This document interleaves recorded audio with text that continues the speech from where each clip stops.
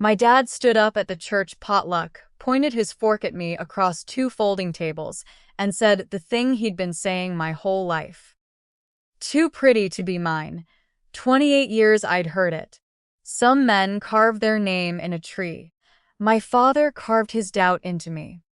But that afternoon, I wasn't holding a paper plate.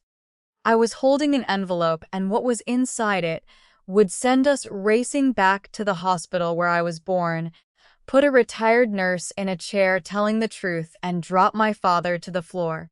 He always said I was too pretty to be his. He had no idea how right he was or how wrong.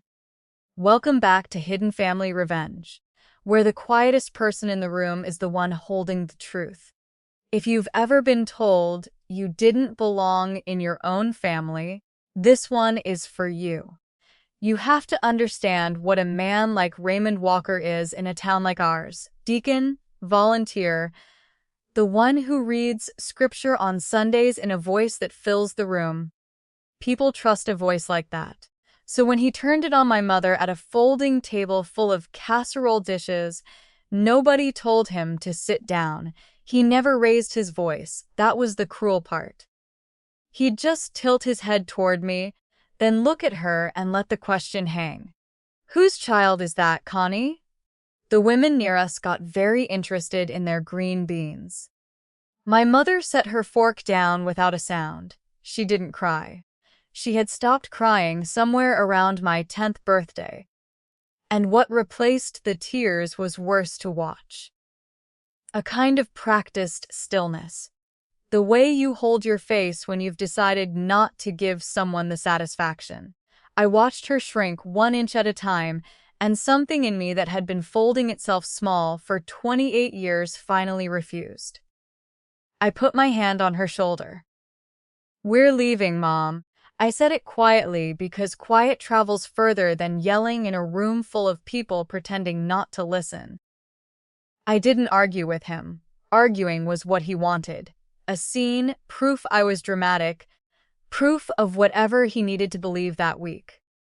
I just walked my mother out, past the coat rack, and into the parking lot, and I felt every eye follow us like we were the ones who'd done something wrong.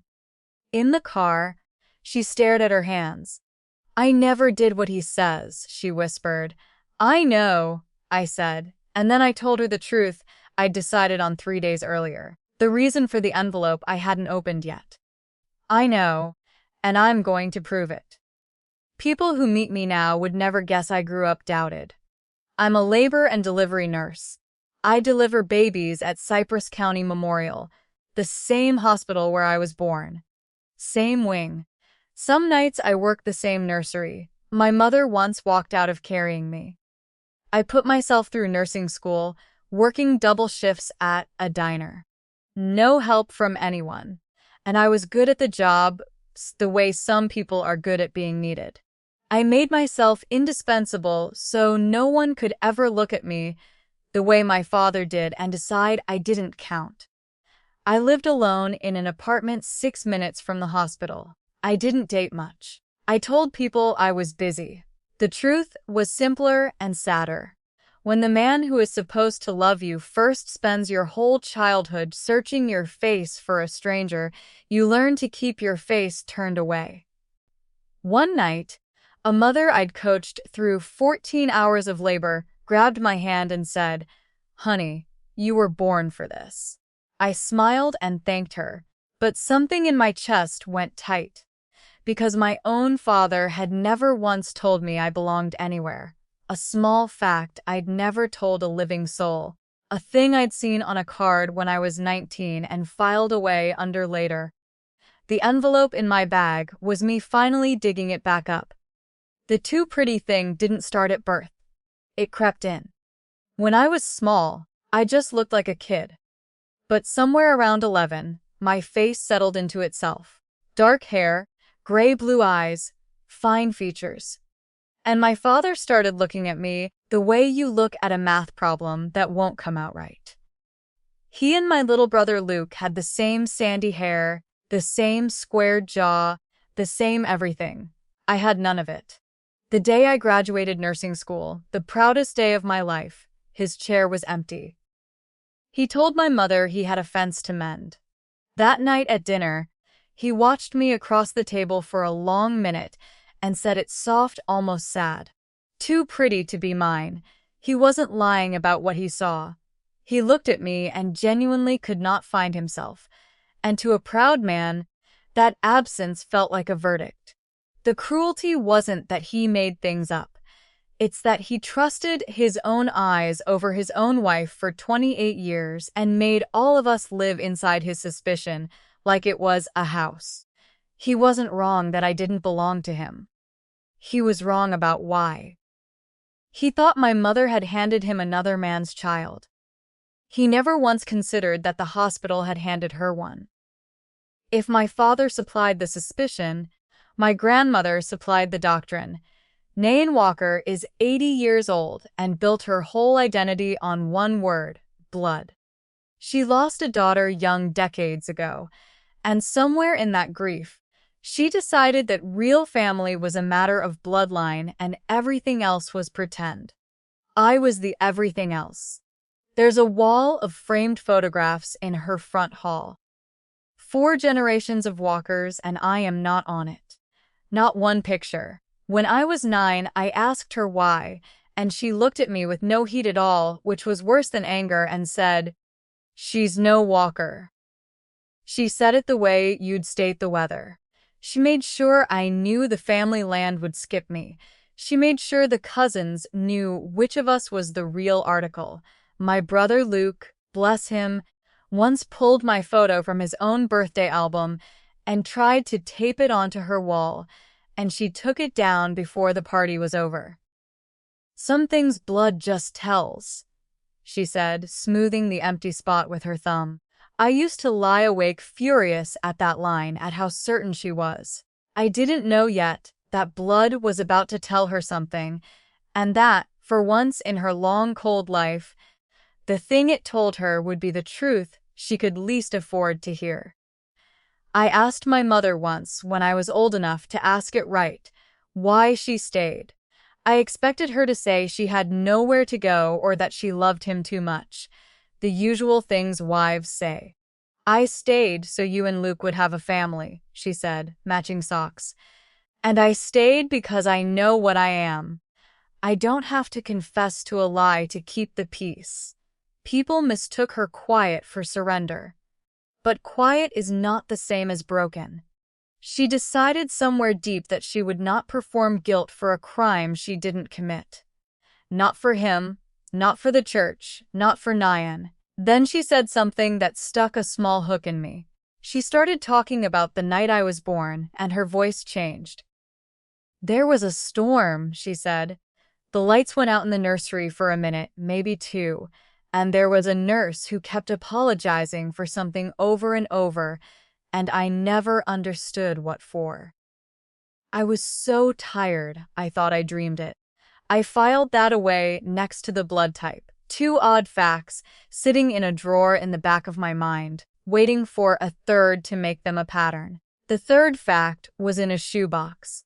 After the potluck, my mother got down a keepsake box from the closet, the kind every mother has, and started pulling out the relics of my arrival. A tiny knit cap, a hospital bracelet so small it could have fit around my thumb now, and a footprint card, the inked impression of 2 feet that had walked nowhere yet, with my vitals printed along the side.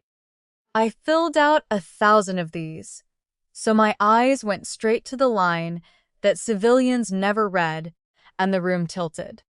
Blood type, A. I'd seen this card once before at 19 when I first learned blood types in school, and I had done the thing I always do with frightening information. I'd explained it away. Old cards get mislabeled. I'd actually called the hospital records line back then and asked and been told the originals from 1998 were archived, and I'd need a formal request. And I was 19 and tired, and I let it go. But I wasn't 19 anymore, and my mother was sitting across from me, having just been called in front of God and the casserole table, and I could not explain it away one more time. "Mom," I said carefully, "what's your blood type?" She didn't know offhand. I did mine and hers and Dad's by the end of the night. Both my parents are O positive. I am type A. Two O positive parents can give a child exactly one blood type, and it is O, not A, not maybe A. There is no version of the chart where these two people make this baby. That's not a typo, I said mostly to myself. That's impossible. I could have sat on it. That would have been the old me, the girl who called the records line once and let them off the hook. But 2 days later, my father called the house while I was there, and my mother made the mistake of putting him on speaker while she cooked. His voice filled the kitchen the way it fills the church. He wanted to know if she'd told me the truth about myself yet. Then again, dragged out slow so it would land. "Whose child is that, Connie?" My brother Luke sat down his glass hard enough that water jumped. I turned off the stove and I made a decision, standing there, in the smell of onions, calm as I've ever been. I wasn't going to keep defending my mother with words against a man who'd stopped listening to words decades ago. I was going to put a piece of paper in front of him that he could not argue with. I ordered a DNA panel that night, the kind that tests a mother, a father, and a child all at once. I told myself I knew exactly what it would show. It would show Raymond Walker was my biological father, that my mother had never strayed, that the blood type was a fluke, and it would finally shut the whole thing down. I clicked submit and felt steady for the first time in years. I thought the test would end the war. It started a different one. Getting everyone to swab was its own small war. I sat my parents down and explained it plainly. One test, 3 cheeks. End the question forever. My mother's hands shook around her coffee cup, not because she was guilty, because she knew her husband, and she knew that a man who spent half his life building a story will use any result as a brick. "He'll twist it," she said, "whatever it says." I told her, "You can't twist a number." Then my father came over to do his swab, and I understood her fear because he was almost cheerful about it. He rubbed that little brush against his cheek like a man buying a lottery ticket he's sure will hit. "Good," he said. "Finally, I want to see your face when it comes out." He meant my mother's face. He was already living in the future, where the lab confirmed 28 years of suspicion, where she packed a bag, where he got to be right out loud, in front of everyone who'd ever doubted his doubting. At the door, he said it like a promise. "When this proves it, your mother leaves." I sealed the 3 samples in their envelope and drove to the post office myself, because I trusted exactly no one in that house to mail it. 2 weeks, the website said. 2 weeks for a piece of paper to settle a war that had outlasted my entire life. I had no idea I was about to start a much bigger one. The 2 weeks crawled. I worked nights, which is the best thing for a restless mind, and one shift, I caught a delivery that nearly undid me. Healthy girl, screaming pink, perfect. I did what I always do. I printed 2 identical ID bands, footprinted the baby, banded the mother, banded the child, matched the numbers out loud, with a second nurse the way protocol demands. Check and double check. We are obsessive about it. No baby leaves my floor with the wrong name. Not on my watch. Not ever. And standing there at 3 in the morning with that warm, new person in my hands, it hit me like cold water. I had spent my entire career making certain no child went home to the wrong family. I had never once asked whether anyone had done that for me. I went home at dawn and couldn't sleep. I started reading The Clinical Way about newborn misidentification, about rare cases, about storms and staffing shortages, and the seconds it takes to set 2 bracelets down on the same counter. My mother's voice kept coming back. The lights went out for a minute, maybe 2. A nurse who kept apologizing. The blood type that couldn't be. 3 odd facts. And for the first time, they lined up and pointed somewhere. I did not want to follow the direction they pointed. But the envelope was already in the mail. The truth was already swimming toward me. All I could do was wait for it to surface. Word travels in a family like ours. And within days, Nayan knew about the test. She summoned me, which is the only verb for how my grandmother requests company. I sat in her front hall under the wall of photographs that did not include me, and she told me what she thought of science. "You can dress up a doubt in a lab coat," she said, "but it's still a doubt." I told her the test would prove my mother innocent. She wasn't interested in my mother's innocence. She'd never been. "Run your test," she said. "It won't change a thing. She's no walker." There it was again, that line polished smooth from years of use. Then she did something colder than the words.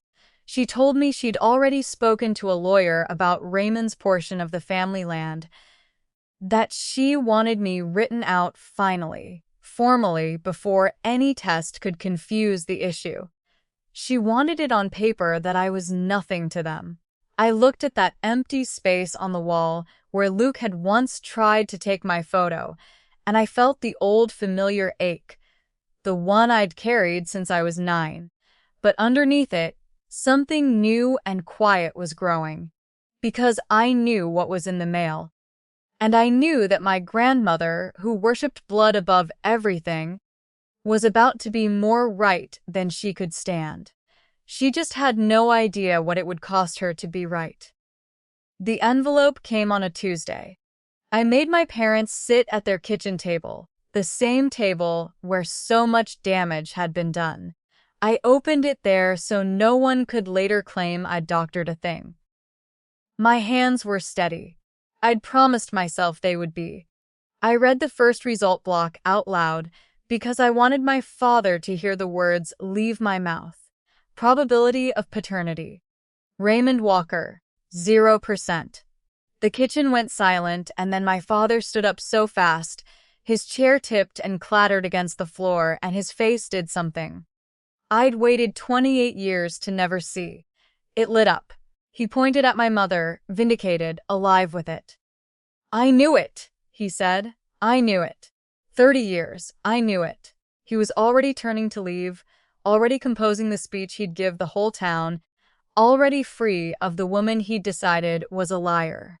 My mother had her hand pressed flat over her mouth, and I sat there with the paper in my hands, and I didn't move because my eyes had already dropped to the second result block, the one he hadn't waited to hear, and the floor of my whole understanding was quietly sliding out from under me. He thought the test had ended it. He thought he'd won. He had stopped reading at the line that made him right, the way he always had, and so he didn't see what I saw. "Dad," I said. He kept walking toward the door. "Dad, sit down." Something in my voice turned him around. "There's a second line," I said. "You need to hear the second line." I read it slowly because some sentences only get said once, and you have to get them right. Probability of maternity. Connie Walker, 0%. For a moment, nobody understood it. My father's grin was still half on his face, stranded there. "What does that mean?" he said. It wasn't a question, more a sound. I explained it the only way I could, in the flat clinical voice I use when I have to tell someone hard news on the floor. "It means he isn't my father." I looked at my mother. "And it means you aren't my mother. Not biologically, neither of you." "I'm not related to either of you." My mother made a sound I had never heard her make. She gripped the edge of the table. "That's not possible," she said. "Savannah, I gave birth to you. I held you.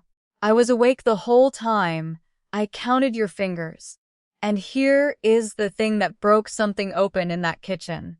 She was telling the truth, and the paper was telling the truth. Both were true at once. And there was only one way both could be true. I could see the exact second my father started to grasp it, because the vindication drained out of his face and left it gray. If my mother wasn't my biological mother, then she hadn't cheated. Couldn't have. The entire architecture of his life, 28 years of certainty, every cold look, an empty chair, and too pretty to be mine, was built on a foundation that had just turned to water. My mother carried me for 9 months. The lab said she didn't make me. Both were true. I just didn't know yet how. But I was a nurse, and I'd heard her story about the storm. And somewhere in the back of my mind, a small, terrible door was opening onto a nursery, 398, and 2 cribs and the dark. I went back to the shoebox that night alone, and I laid everything out on my kitchen table under the good light, the way I'd lay out instruments before a procedure. The footprint card, type A, the tiny hospital bracelet, and the Polaroid, the only photo from those first hours. My mother gray with exhaustion holding a swaddled bundle. I'd looked at all of it 100 times.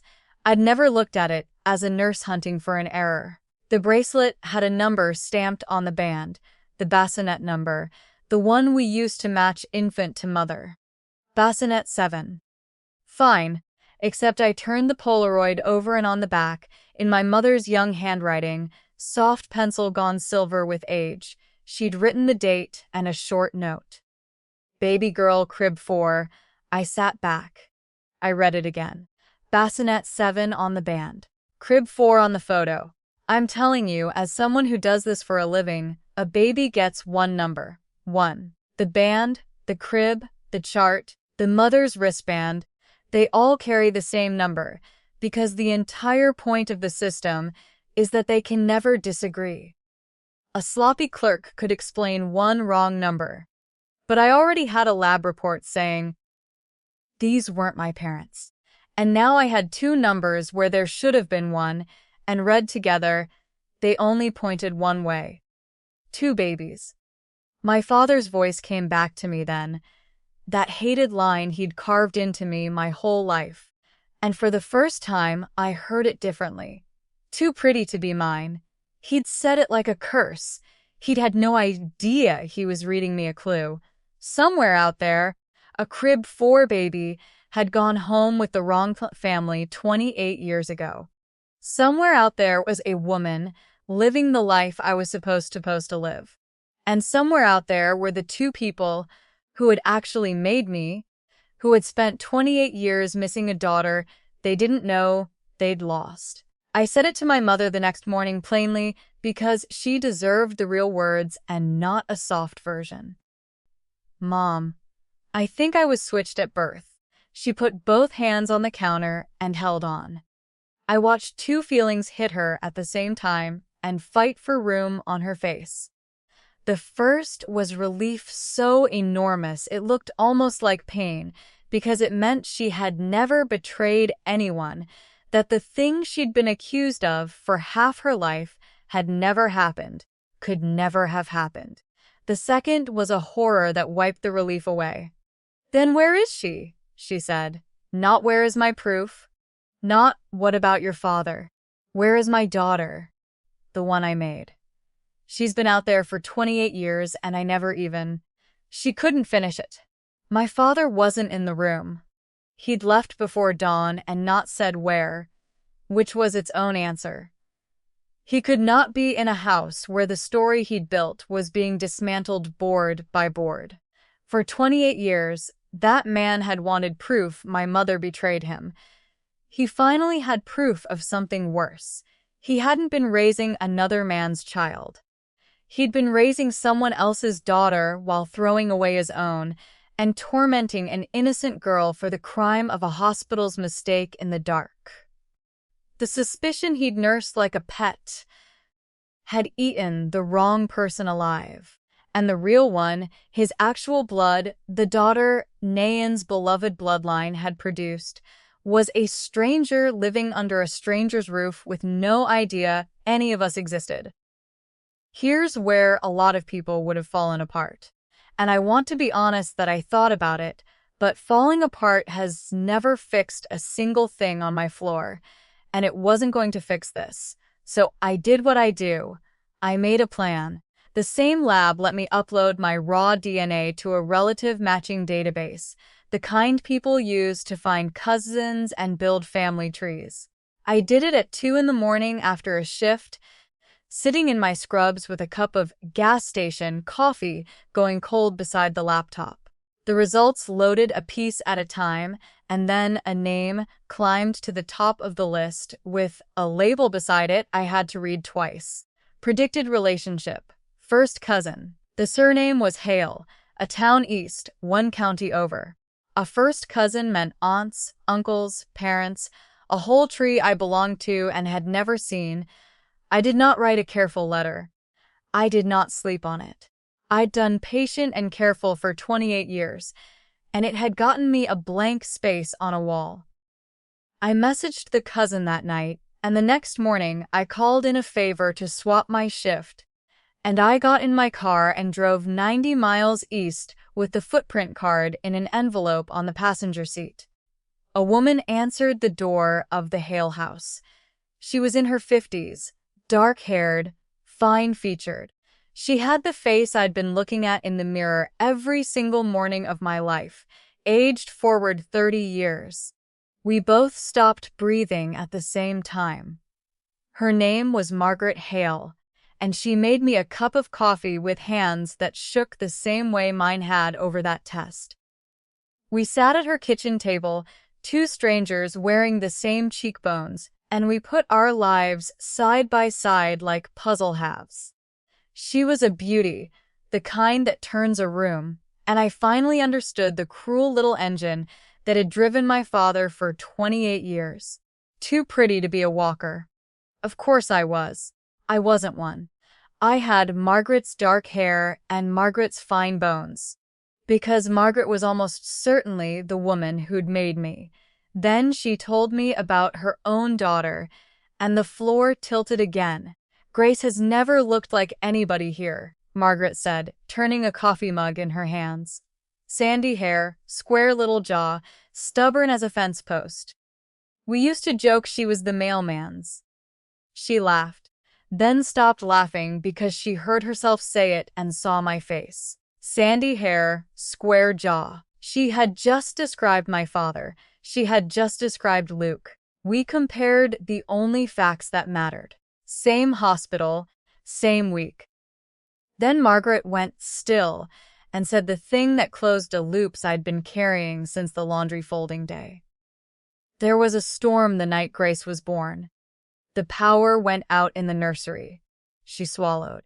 There was a nurse who kept apologizing to me, and I never knew why. Ruth, I think. Ruth something. 2 mothers 90 miles apart had spent 28 years haunted by the same 90 seconds of darkness and the same apologizing nurse, and neither had ever known the other existed. I drove home that night with my hands at 10 and 2 and my whole history rearranging itself in the back seat and one new name burning a hole in my mind. Ruth. I brought my mother to meet Grace because some things a daughter cannot do alone. We drove the 90 miles mostly in silence, my mother smoothing her skirt over and over with one hand.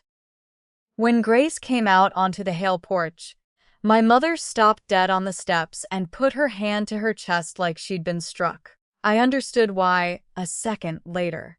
Grace was 28, sandy-haired, square-jawed, and she had my mother's exact eyes and my father's exact stubborn chin. She was the proof.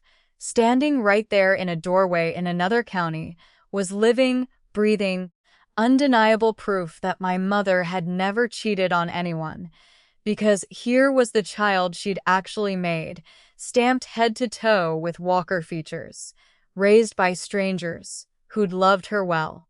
My mother started to cry finally after 28 dry years and said only, "Oh, there you are."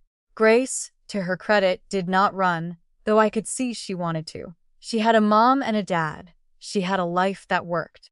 She did not ask for any of this, and her first words were careful and a little cold. I'm not sure what you all want from me. Fair. Honest. I liked her immediately, which was strange. Meeting the girl who had my childhood, my bedroom, my place at a table I'd been denied. My mother had just met the daughter she carried and lost in the same minute. I had just met the life I was supposed to have been handed. And the cruelest, simplest math of the whole thing settled over me on that porch. 2 babies, one dark, one fair. The fair one went where the dark one belonged, and a man named Raymond spent 3 decades punishing the wrong girl for the resemblance he couldn't find. I needed the hospital's own records to make this airtight.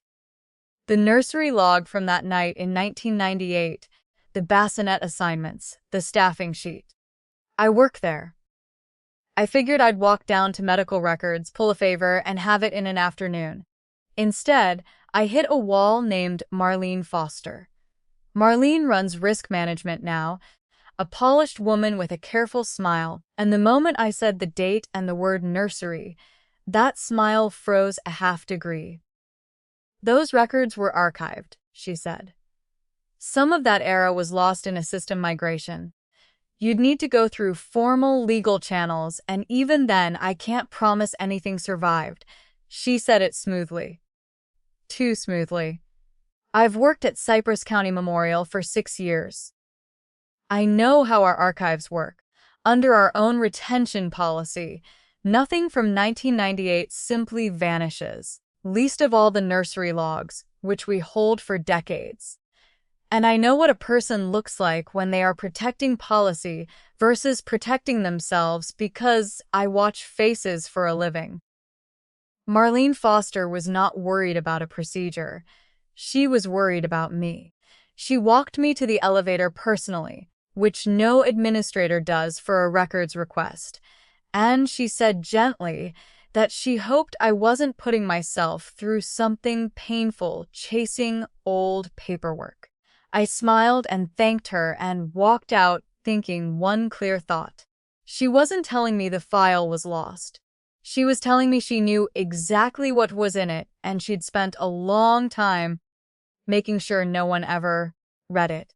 There's a version of this story where I lose my temper, where I post the DNA results online, tag the hospital, let the internet do its worst, and feel good for an afternoon.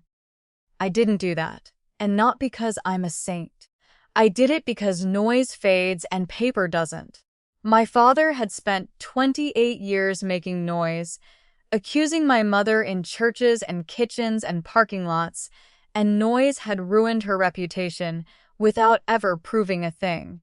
I wasn't going to fight his weapon with a louder copy of it. I was going to use the opposite, so I sat down with a lawyer, a calm woman who took notes in tidy columns. She told me about the discovery rule. A hospital error like this has a clock on it, she said. But in our state, for an error nobody could have known about, that clock can start the day you discover it, rather than the day it happened. She'd want to confirm the deadlines against our specific facts, but she thought we were well inside them. We had discovered it 3 weeks ago. The clock was barely ticking. That meant I had every legal right to demand the original records, and the hospital had every legal obligation to produce them. She drafted a formal request on real letterhead, and we sent it certified. We attached a second letter informing the hospital that I'd be convening a meeting of all parties in their building to review the findings. No accusations, no shouting, just an invitation to come look at the truth I'd set on a table. My father's whole life was shame shouted in public. Mine would be the truth laid down in quiet with witnesses in a room he could not walk out of pretending he hadn't heard. 2 mothers had given me the same name. Ruth, a nurse who couldn't stop apologizing in the dark 28 years ago. I'm a nurse in the same town at the same hospital, and our world is small. So finding her took 3 phone calls and a plate of lemon bars. Ruth Calloway was 73 now, long retired, living in a tidy house with a cat and a screened porch. When I told her who I was and why I'd come, she sat down slowly, like her legs had been waiting for this visit for decades. I always wondered, she said, which families got the wrong babies. She'd been the senior nurse on the night shift that night, 1998, the storm. She told it without my asking, like setting down something heavy. 2 girls born within an hour. A young charge nurse, eager, overwhelmed. Then the power dropped. 90 seconds of pitch black in the nursery. And at the same moment, a hemorrhage alarm down the hall pulled Ruth out of the room at a run. When I came back, the lights were on, and that young nurse had already rebanded both babies in the dark. Ruth's hands folded and unfolded. I raised it the next morning. I filled out a concern report. I named names and it disappeared. I was told it had been reviewed and closed. And a week later, I was moved to a different unit. She looked at me.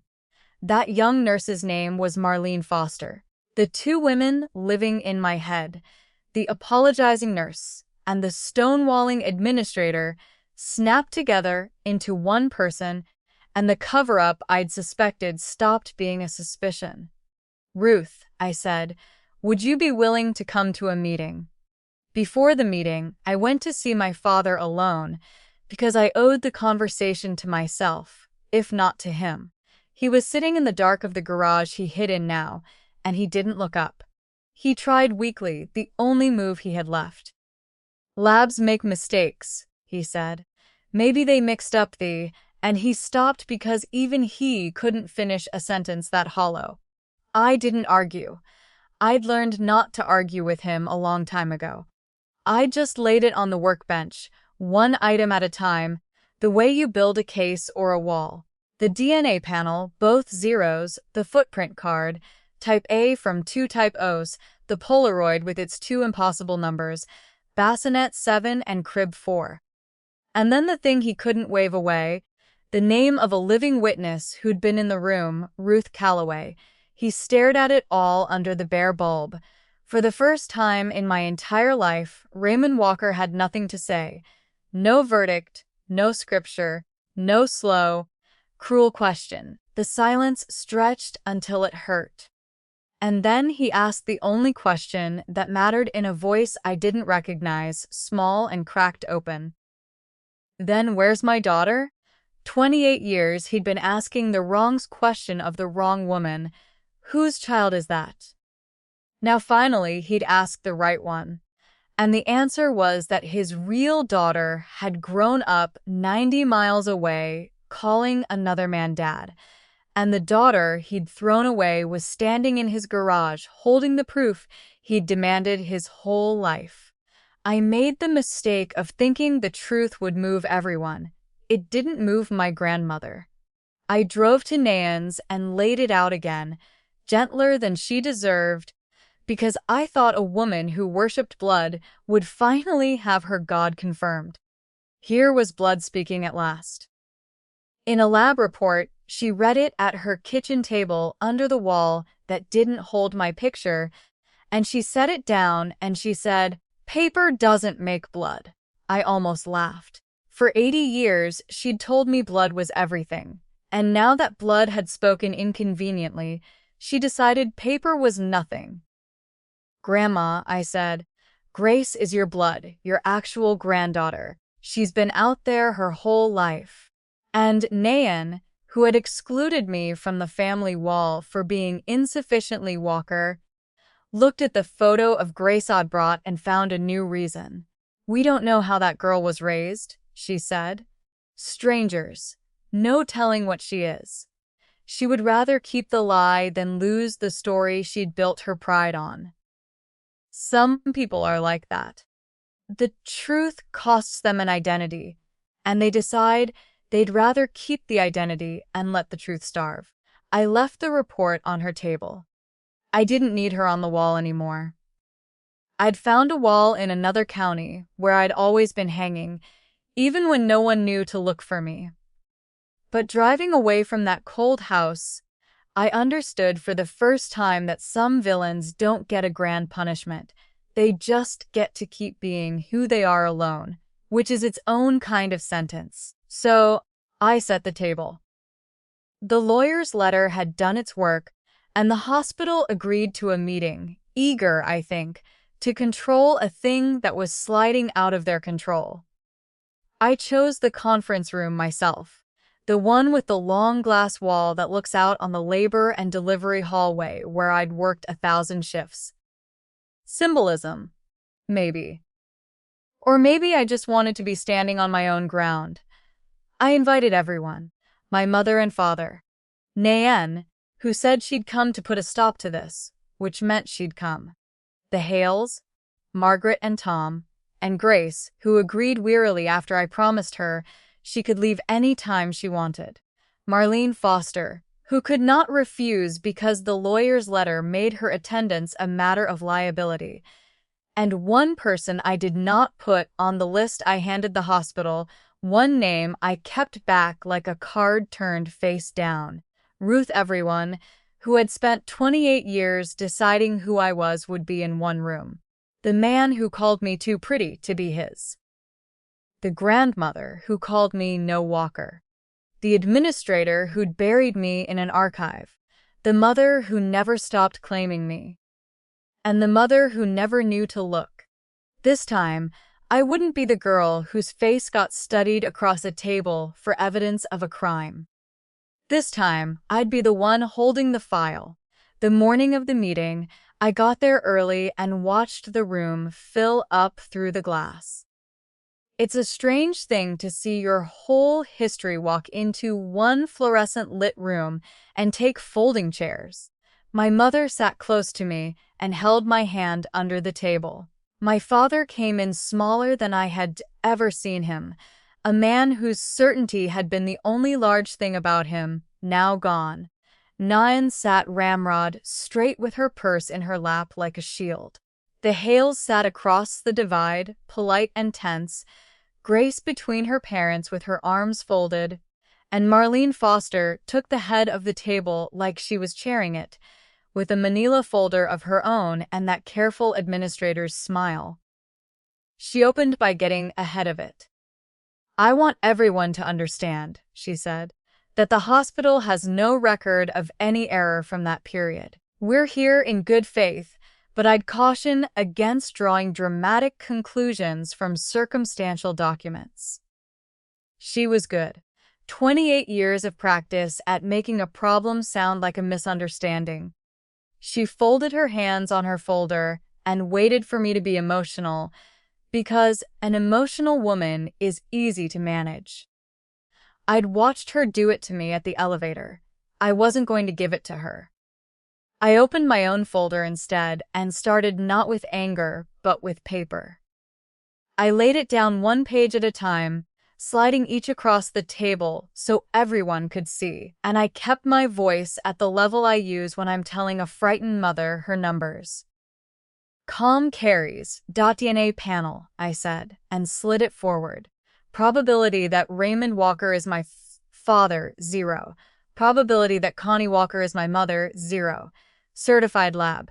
Chain of custody intact." I slid the next page forward. "Footprint card from this hospital. My vitals at birth. Blood type A. My parents are both O positive. 2 O positive parents cannot produce a type A child. That isn't an opinion. It's the same chart your nursery uses today." Marlene said the word circumstantial again. Queter. I slid the Polaroid across the table. My mother's photograph from the recovery room.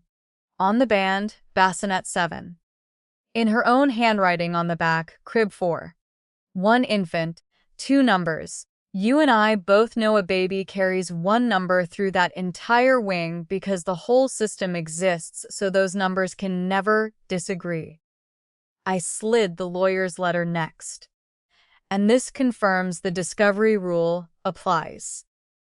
So the records you told me were lost are records you are legally required to produce." I watched Marlene's smile work, to stay in place while the ground moved under it. My father was staring at the footprint card like it might rearrange itself. Grace had unfolded her arms. Even Nyan was reading against her will. Marlene started to say that none of this proved a switch, that resemblance and paperwork weren't testimony, that I had no witness to any actual event in that nursery. She was right that I had no witness on the list she'd been given. That was the point. You're correct, I said. I have one more thing, and I stood up and walked to the door and opened it. Ruth Calloway walked into the room, and Marlene Foster's face came apart in stages.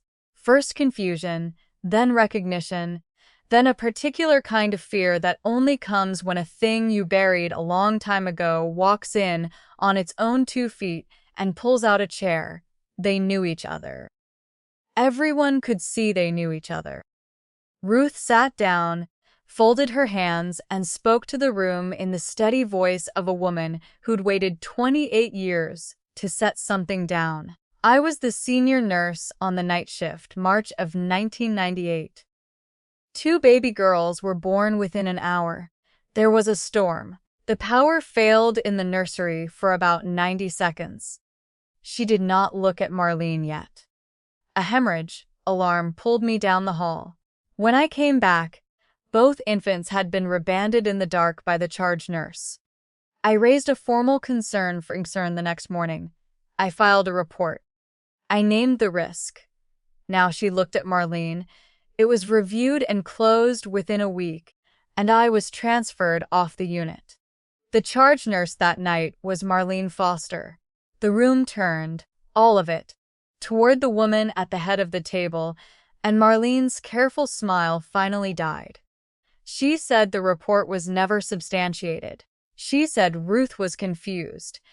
It was decades ago, but her voice had the wobble of someone arguing with a tide. And an administrator from the hospital's legal office who'd been sitting quietly in the corner was now writing very fast. The cover-up that had protected Marlene's whole career had just been spoken aloud by the one person who'd tried to stop it before it started. And then the whole room, almost as one, turned from Marlene to the only person who had not yet made a sound. My father rose from his chair, not the way he'd risen at the kitchen table weeks ago, lit up and vindicated. He rose like a man whose strings had been cut and reattached wrong, swaying, one hand reaching for the table that wasn't quite where he expected it. He looked at Grace first, his actual daughter, the sandy hair and the square Walker jaw he'd spent a lifetime searching my face for and never found. And you could watch it land on him that the proof he'd demanded for 28 years had been growing up 90 miles away the whole time.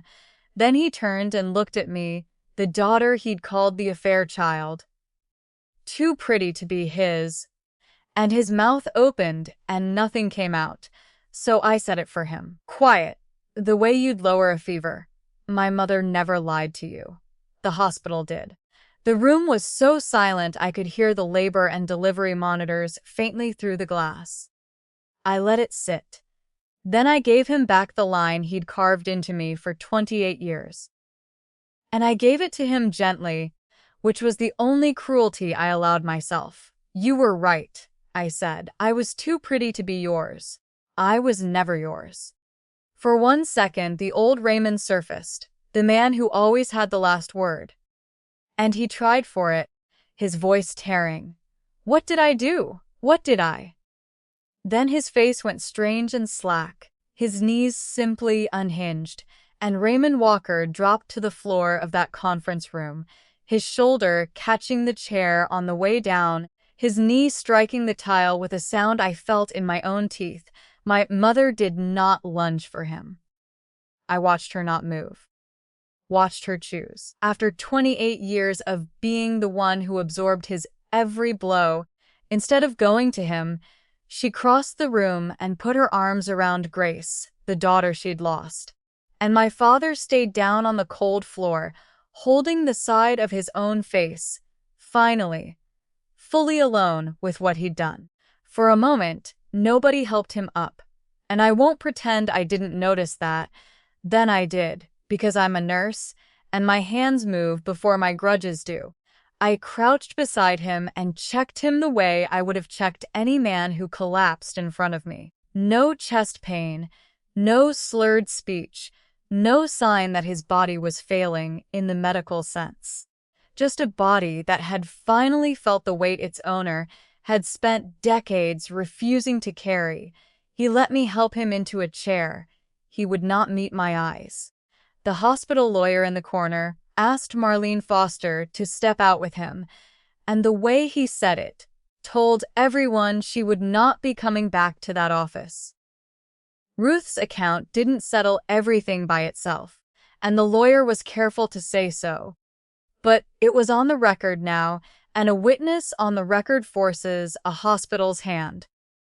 I heard later that Marlene was placed on administrative leave by the end of the day, pending a formal review and an independent pull of the original nursery logs, the kind of inquiry that ends careers once the paper lines up with the witness. Nayan gathered her purse and stood. I thought maybe, finally, she'd say something. I thought maybe blood, her favorite word, would force her mouth open. She looked at Grace, her true blood granddaughter, and then at me, and then at the wreckage of the story she'd guarded for 80 years. And she walked out without a word to any of us. No apology. No wall photo offered. No softening at the edges. Some people would rather leave the room than rewrite the story. My father sat in his chair holding his face and said to no one in the smallest voice I'd ever heard from him, "I spent my whole life looking for proof she betrayed me." He finally had his proof. It just had his own name on it. The hospital admitted it within the month. Under the discovery rule, the file came out of the archive. It had never really left. The nursery log for that night showed 2 girls, 2 bassinets, and a correction made in the dark. Cypress County Memorial issued a careful, curious lawyer-shaped acknowledgement that an identification error had occurred in 1998. Marlene's review went forward.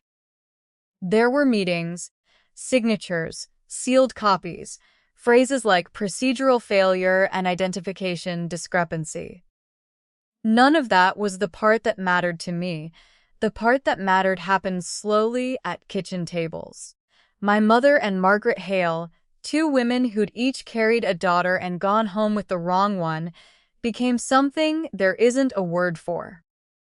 2 mothers, 2 daughters, one strange and growing family. Grace started calling my mother on Sundays, careful at first, then less so. I drove the 90 miles east more weekends than not, to sit with Margaret, the woman who made me, and learn the face I'd been missing my whole life.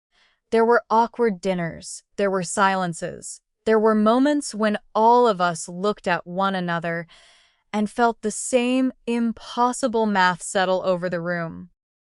We had lost each other without knowing it. We had found each other without being ready. But finding is still finding. Grace did not become my sister overnight. I did not become Margaret's daughter in one afternoon. My mother did not stop being my mother because a lab report drew a different line through our blood. Family does not always move as fast as truth. Sometimes truth arrives like thunder, and family has to walk toward it one cautious step at a time. But we walked. I went to see Nan one last time. I stood in her front hall beneath the wall that had never held my picture, the same wall that had taught me as a child how absence could be displayed like a family value. I looked at all those Walker faces and felt for the first time nothing sharp. Then I gave her back her own favorite line, softly, with no heat at all. "You were right," I told her. "I was never a Walker. Turns out that was the kindest thing you ever said to me." She didn't answer. I didn't need her to. I had a wall to hang on now in a house that had been looking for me for 28 years. My father wanted to start over. Of course he did. He showed up at my apartment with his hat in his hands and the word sorry finally in his mouth, 28 years late, and asked if we could try again. The old me would have wept with gratitude for that. She would have taken any scrap of his approval and called it love. She would have opened the door wide just because he finally knocked. I wasn't her anymore. I didn't scream at him. I didn't slam the door. Cruelty was his weapon, and I'd already decided not to carry it. But I set terms the way you set a bone, firm because anything softer doesn't heal straight. You'll stand up in that same church, I told him, and you'll tell every person who heard you accuse Mom that she never did a thing wrong. You'll say it as loud as you, said the other. He nodded. And whatever you and I become, if anything, it starts at 0. On my terms. I'm done auditioning for a part in my own family. Love I have to earn by proving I deserve it isn't love. He stood on my step a long moment, an old man holding a hat. And for once, he didn't argue. He just said, okay.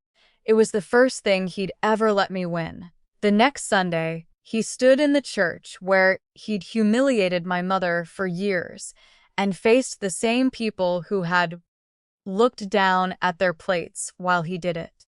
His voice was not the scripture voice this time. It did not fill the room. It shook.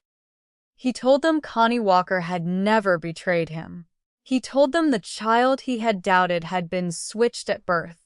He told them the hospital had made the mistake, and he had made the sin. He said my mother's name clearly. He said the word innocent clearly. He said the word sorry like it hurt coming out. My mother sat in the pew beside me, still as stone. But this time her stillness was not surrender. It was judgment. It was choice. It was a woman letting the truth stand up in the room where the lie had stood for too long. When it was over, she did not rush to comfort him. She did not rescue him from the shame he had earned. She took my hand, then Grace's hand, and we walked out together. Outside, the air felt clean in a way I did not trust at first. I had spent so long breathing inside someone else's suspicion that peace felt almost suspicious too. But it was real, not perfect, not simple. Real. I spent 28 years trying to earn a seat at a table that was never mine, and the day I stopped begging for it, I found out I'd belonged somewhere all along, and that my worth was never theirs to certify. A type of baby. A crib 4 Polaroid. One nurse who finally talked. That was all it took to pull down a lie that had lived longer than my childhood. If someone built their whole story on a lie about who you are, you don't have to keep living inside it. You don't have to keep shrinking at the table. You don't have to keep proving your face, your blood, your name, or your place. Go find the truth. Set it on the table, and let it do the rest.